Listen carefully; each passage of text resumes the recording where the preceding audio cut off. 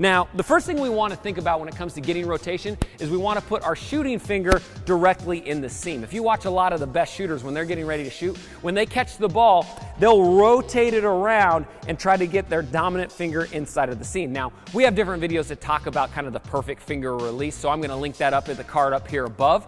But what you want to do is no matter what your dominant finger is or what release you're using, you want to get it directly in the seams, because what ends up happening is if I can get my finger in that seam, I can snap it off and I can get better release without changing or better rotation without changing anything on my jump shot. Because if I can get that finger in the seam, it really grips and it'll snap it off, giving it that backspin, deceleration, better touch once it gets to the hoop, kind of sucks it down on in. So key number one, we want to try to work on getting our fingers in the seams if at all possible. Now, it might feel kind of funky the very first few times you try it, but once you get used to it, you'll naturally do it, right? Right now, I pretty much do it all the time without even thinking about it. And it's just the idea of catching and then rotating just a little bit till you can find that seam to snap it off. So if you can do that, it's gonna help you out a ton. All right, so the next key that can help is to lock your wrist early. Now, what a lot of players do is when they're getting ready to shoot, they keep a flat wrist, meaning the angle's pretty flat right here, and then they lock it at the last second and snap at the last second. Now, this is bad because it can cause a hitch in your jump shot, and it's also bad because it can kill your rotation a little bit, because if you're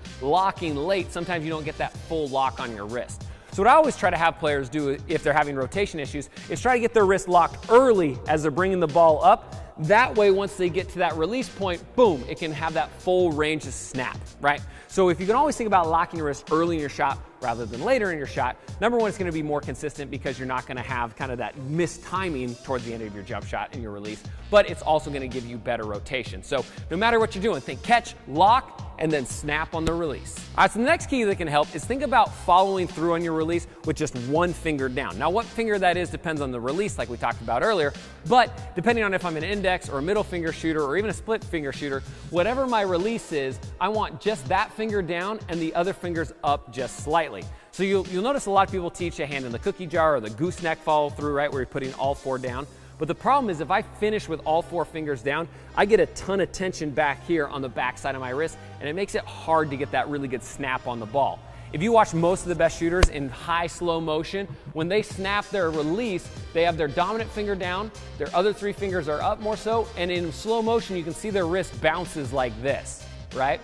And basically what that is it's the snap of their wrist and bouncing as it comes out. So what we want to do is just have that one dominant finger down, and that's going to give us better rotation, better snap, allowing our wrist to be looser so we can really get that pop on the basketball as it's coming out of our fingers. So think about, don't have all four fingers down, just choose your dominant finger, have it pointing down towards the